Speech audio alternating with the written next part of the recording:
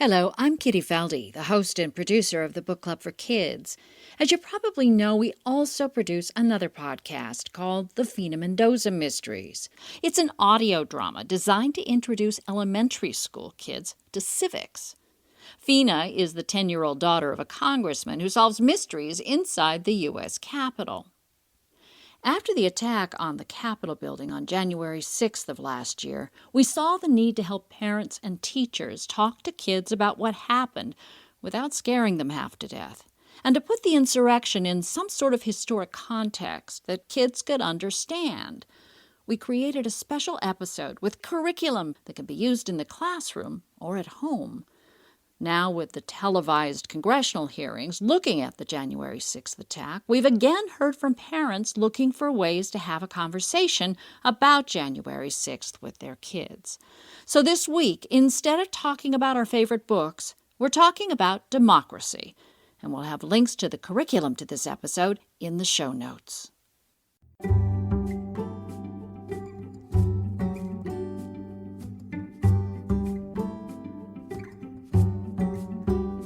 My name is Fina Mendoza.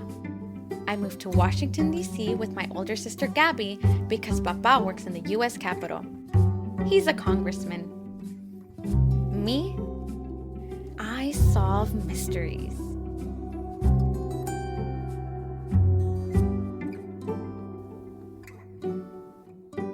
And just a reminder, fourth graders, your report on whichever state you choose is due tomorrow. Margaret? Unmute, Margaret. Again? Got it, sorry. I picked Alaska, Miss Greenwood. That's great, Margaret. I chose North Dakota, only because it's the only state I haven't visited, at least not yet. I've already been to the other 49. Good for you, Becca. Is it okay that I picked DC, Miss Greenwood? I know it's not a state, at least not yet, but it's where we live. That's fine, Michael. Did you know that Alexandria, Virginia used to be a part of DC? Why don't you save the details for when we make our reports? Mason, what did you choose?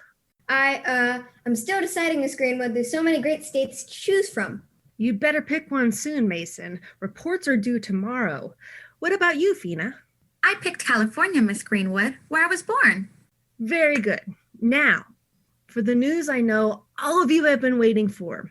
The winner of the St. Phillips reading competition between our fourth grade class and Mr. Thursby's fifth grade class. Yes, Awesome. And the winner is, well, unfortunately, it's not us. Our class read 623 pages. The fifth grade read 849 pages. Oh, man. I know. It's disappointing. But just think of all the books you read this month. But we don't get the free pizza, Miss Greenwood. They do. It's not fair. How do we know they really read all those pages? How do we know they aren't lying? How do we know you weren't lying about the number of pages you read, Mason? All right, that's enough. And that's it for Zoom class today. I look forward to hearing your states reports tomorrow. I'll see you promptly at 8:30. Try to log on early so we don't waste time. Have a good afternoon.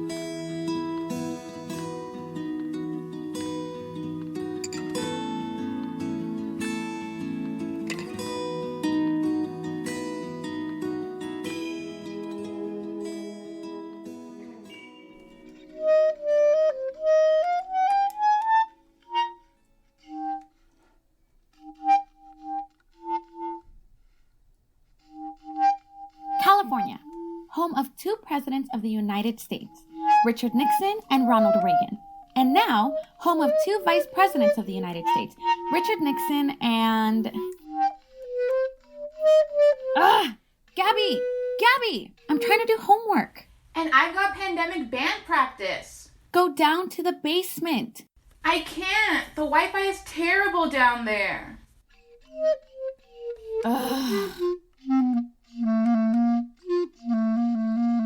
Can't you at least play something else?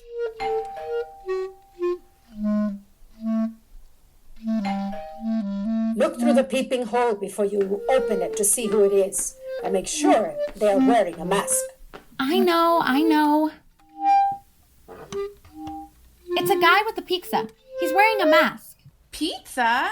Abuelita, you didn't tell me we were having pizza for dinner.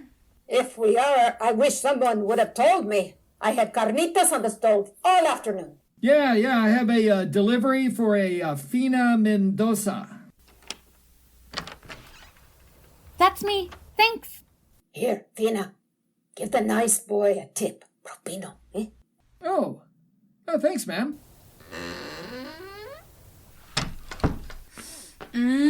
What kind did you get? I don't know. I don't even know where it came from. I have heated up in the oven. Back to your band practice, Gabby. And Fina, you have homework, ¿verdad? Yes, abuelita. Yes, abuelita.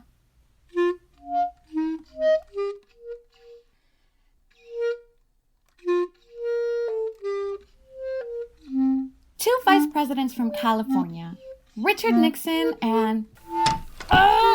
Gabby! What's all the yelling about? Listen!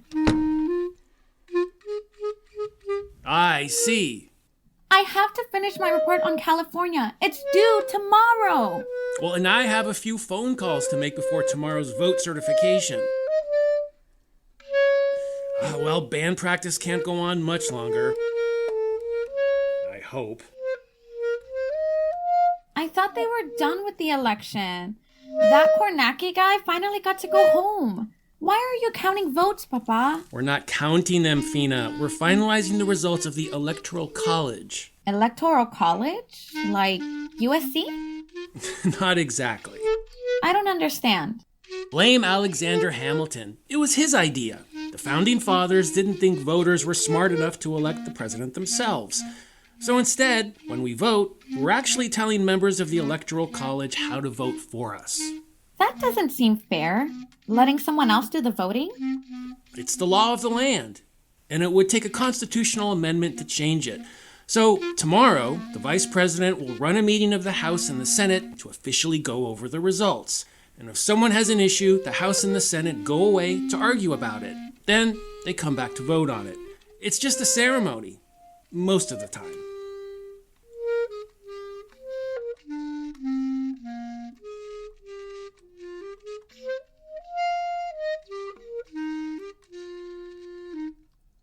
And so, Hawaii became the 50th state on August 21st, 1959. It's called the Aloha State. Aloha means goodbye and hello. And it's the only state made out of islands. The end. Well done, Kara. Thank you. You're welcome. And as soon as the pandemic ends, I want to go there. You and me both, Kara. Who's next? Mason? I'm ready. I've been ready since Tuesday. All right, Becca. Miss Greenwood? Yes, Margaret? Thank you for sending the pizza. It was great. Yeah, thanks, Miss Greenwood. Thank you, Miss Greenwood. It was Thank delicious. you, Miss Greenwood. Wait a minute. What pizza? The pizza guy brought us all our own pizza. I wondered who sent the pizza last night. It wasn't me. Class, do I have to remind you of our rule? We turn off our devices while we're in school.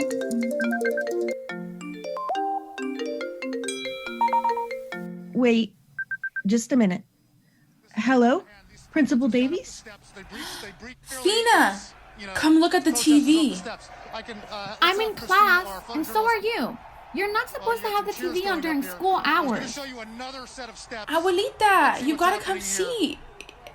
It's like a movie. All those people. Look, they're climbing all over the inauguration platform in front of the Capitol. Madre de Dios. Right. So, class, there's some news. I know a lot of your parents work on Capitol Hill. My mom works for Senator Farnsworth. My dad's a reporter. He covers Congress. My mom's a Capitol policewoman. My dad's a congressman. Yes. Listen, all of you, you know Congress is voting today to certify the electoral votes for the presidential election. We know, Miss Greenwood. We all know about the senators and the congresspeople who are going to argue that the vote shouldn't count. Yes, well, there are a number of people who want to do more than just argue. A large crowd has surrounded the Capitol, and many of those people are trying to get inside the building. They can't do that. Visitors have to go through the metal detectors in the Capitol Visitor Center, unless they have a family pass, like me. I know, Fina, but, well... FINA! They broke that window near the X-ray machine. The one on the south side of the Capitol. And a bunch of people are waving Confederate flags in Statuary Hall. Miss Greenwood, my papa's in the Capitol. So's my dad. Who's my mom? Mine too. I have to call my mom. Oh my gosh, my I mom. have to call my dad. I need 911. Take a breath, all of you. One more.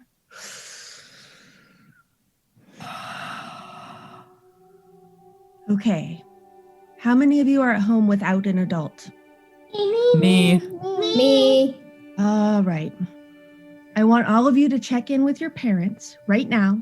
Anyone who can't get a hold of their mom or dad or guardian, call me. Stay inside. It's going to be all right.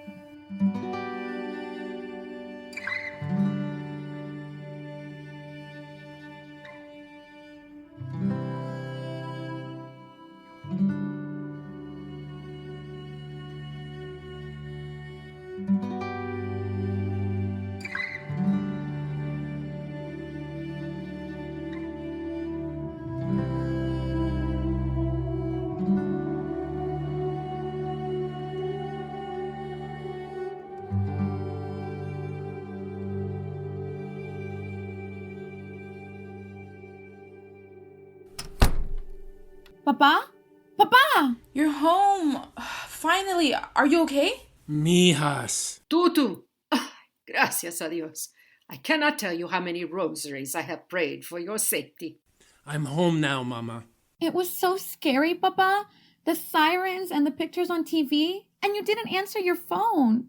I dropped it when the Capitol Police moved us out of the house chamber. We were locked inside a room for hours.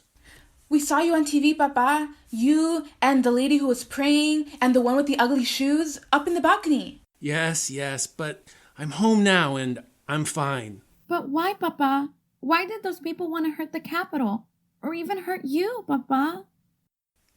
Do you remember that year when your Dodgers lost to the Houston Astros and how angry you got when you found out the Astros were stealing signs about pitches? They were cheating, Papa. That's right. Well, for months now, the president has been telling his fans that he was cheated in the election. But he wasn't, Papa. No, he wasn't, Fina, but his lies made his people angry. The Dodgers were angry, but they didn't break into the Astros ballpark and trash their locker room and steal their stuff. No, they worked harder and played even better. And not only beat the Astros, they eventually won the World Series. Fina, that's the way you're supposed to bounce back from defeat. The right way. Now let me go change my shirt. I'm going back to the Capitol. Nonsense, mijo. You're staying home with your familia. Not tonight, Mama. Wrap me up a slice of that cold pizza, and I'll take it with me. Why are you going back to the Capitol, Papa? I was elected to do a job, Fina. Tonight, Congress is going to face down the bullies and finish our constitutional duty, voting to certify the electoral votes. Remember this night, girls. This is democracy in action.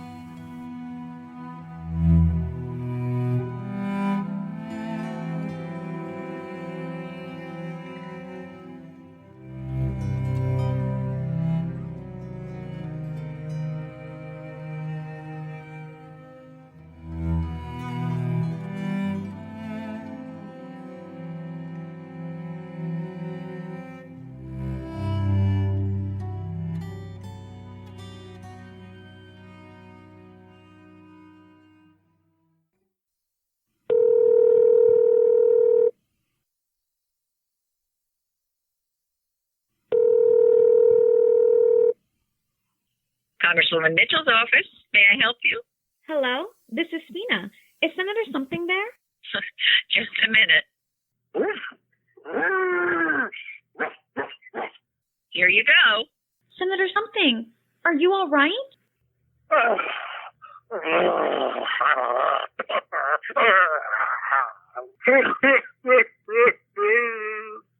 I was so worried about you, but I figured if I didn't see you on TV, you'd be okay.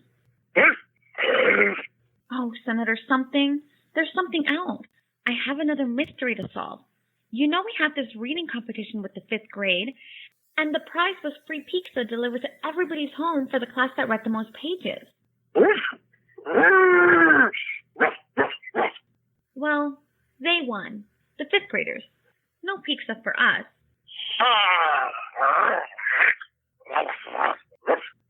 Thanks. It's too bad. I read 4 books myself. But here's the mystery. Even though we lost, guess what showed up at my house last night? Exactly. A pizza. We all thought it was from Miss Greenwood, but she said it wasn't. You know what I think, Senator something? I think we got the 5th grade's pizza. I don't know, but I'm going to find out. I'll start by tracing the pizza back to its origins. That means where it came from.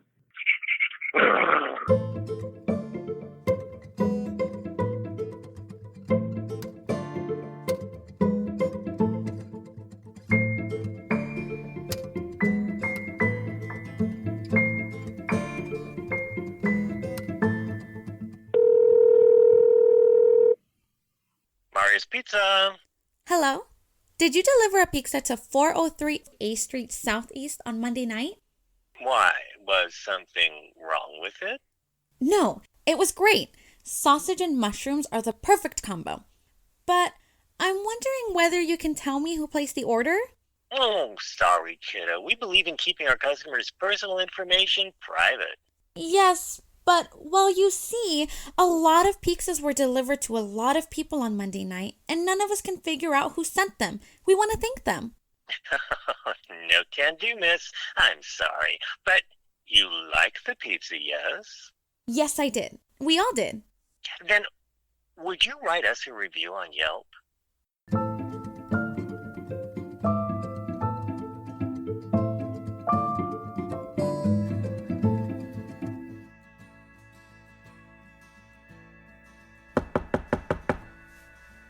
Gabby, can I come in?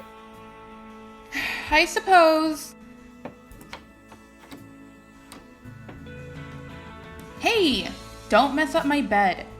Sorry. I'm stuck. Your latest mystery? No one knows where the pizza came from? Nope. And the pizza place won't tell me who made the order. Why make such a big deal about it? It's just a pizza. But it wasn't our pizza. What else? I'm still worried about Papa. Working in the Capitol? Oh, he'll be okay. You saw all those National Guard guys.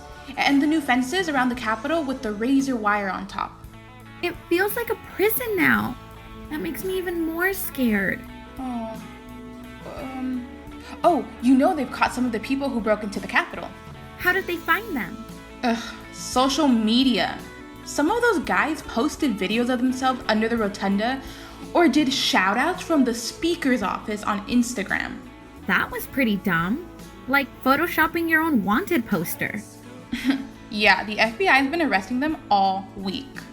Social media? What about it? Gabby, can I borrow your phone for a minute? I don't think so. Please? Don't break it. Duh. Ha! Wait till I show this to Miss Greenwood. What? You'll see.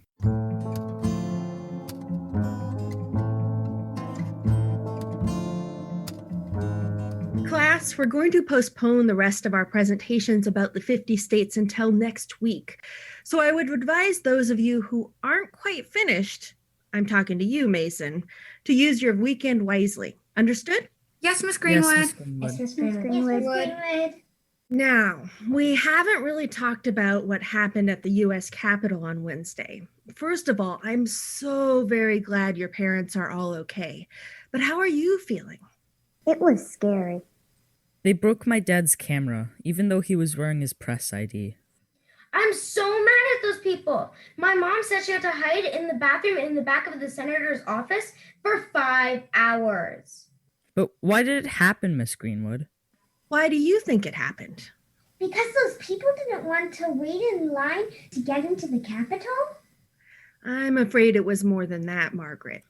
Maybe they just wanted to see themselves all over social media. You know, be the king of TikTok. Interesting. My papa said it's because people were angry because their person lost the election. Losing. Let's talk a bit about losing, and about winning, and about American history. All right. Let's start with something simple. You all know who the first president of the United States was. Duh, George Washington. Thank you, Becca. And he served how many years as president? 8, but they wanted him to stay president forever. They? The people in the United States. George Washington was like a rock star. I suppose he was. Now, he was the king of TikTok, if they had TikTok back in the 1700s. But President Washington didn't want to be an American king, so he didn't run for re-election another time. Yes, that's right. Now, what happened next? Yes, Margaret? George Washington went home to Mount Vernon. Well, yes, he did. But what happened to the United States? Who was the second president? Sam Adams? Actually, that's the beer. John Adams. That's right. But what happened 4 years later when he ran for re-election? John Adams lost to Thomas Jefferson, although it was actually the House of Representatives that decided that election. Right, Miss Greenwood? You are correct, Becca. As usual. Do you think he was mad, John Adams, I mean? I would be, especially since he thought he was cheated out of winning by Congress. I think he was mad too, Miss Greenwood. He went right home to his farm. He didn't even stay for the inauguration of the new president. So what does this tell us? That you shouldn't run against Thomas Jefferson? That's one answer. John Adams was very angry with Thomas Jefferson for many, many years. But something happened. The two men started writing letters to each other. 158 letters over the years. What did they write about? You name it. Politics, of course, the role of religion throughout history, the French Revolution, how Americans were creating their own version of the English language, about growing old. They kept talking to each other through their letters. Adams told Jefferson, "You and I ought not to die before we have explained ourselves to each other." So they became friends? I wouldn't go that far. Friendly rivals is more like it. But let's get back to the thing John Adams did after losing the election. Is there some important lesson in there that we can learn? Losing is important? What do you mean by that, Fina? Well, it's like in Little League. After a game, the coaches make the players line up, and the winners and the losers all give each other high fives. Good sportsmanship. But it's more than that. Losing is important in baseball, important in all sports, and in elections. If no one loses, no one wins. Everybody loses. But losing stinks. It does indeed. Are you talking about the reading competition, Miss Greenwood? I am. Someone, and I won't say who, posted a video of themselves on TikTok stuffing his or her mouth with pizza and saying, "Who's the loser now, 5th grade?" At least that's what I think they said, since their mouth was full of pizza at the time. Our pizza? Yes, or more accurately, the 5th grade's pizza. It wasn't me. Not me. I wouldn't do something like that. That's enough. I've spoken with the students' parents, and they will reimburse the school for the cost of the pizza, and we will resend the reading prize to the 5th graders tonight. But our 4th grade reputation has been tarnished. How can we show our school community that we are good losers, good citizens? We could just tell the 5th grade who did it. And invite mob justice? I don't think that's particularly democratic. We could hold a class trial and vote on a punishment. We could, but frankly, I think the punishment coming from this person's parents will be sufficient. What about the rest of us? What should we do? But we didn't steal the pizzas. No, but we lost the reading contest. How can we show the 5th grade and the rest of St. Phillips that we are gracious losers? We could give them high fives in the hall. We could apologize for eating their pizza. I think we should write them a letter, all of us, just like John Adams and Thomas Jefferson, telling them congratulations. And challenging them to another reading competition next month. Excellent. So that will be your assignment for the weekend. Each of you will write a letter of apology to the 5th grade, and next week we'll deliver them to Mr. Thursby for his class. Miss Greenwood, do we have to write 158 letters? I don't think that'll be necessary, Margaret. Just one letter is fine.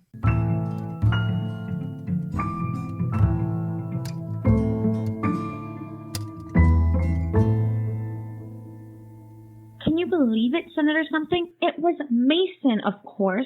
He posted that stupid video on TikTok bragging that he got away with it. I sent a link to Miss Greenwood. Remember, Senator Something? You've got to be careful with social media.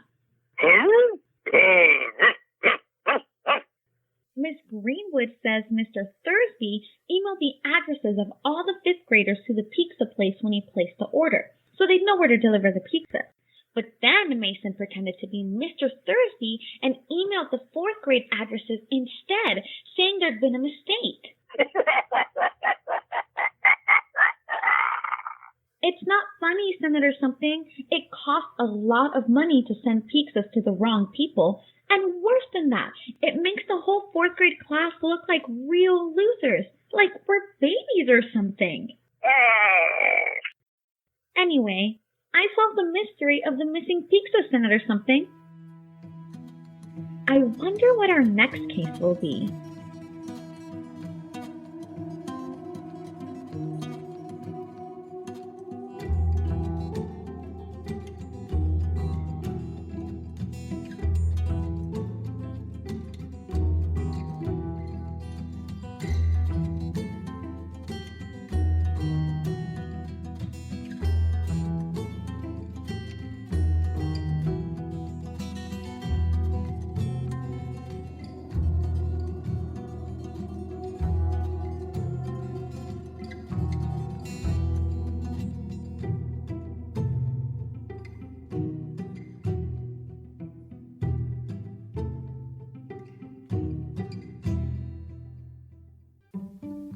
The FINA Mendoza Mysteries podcast is written and produced by Kitty Feldy.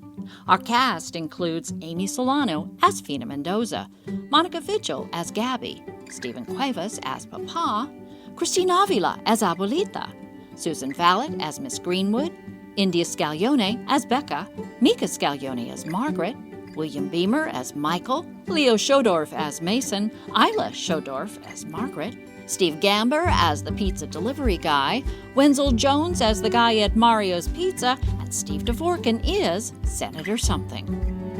Hannah Matzecki is our associate producer. Our music is written and composed by Andrew Barkin, and our logo designer is Imelda Hinojosa. And special thanks to singer-songwriter Annie Chelsea for lending us Kaleidoscope Heart for this episode.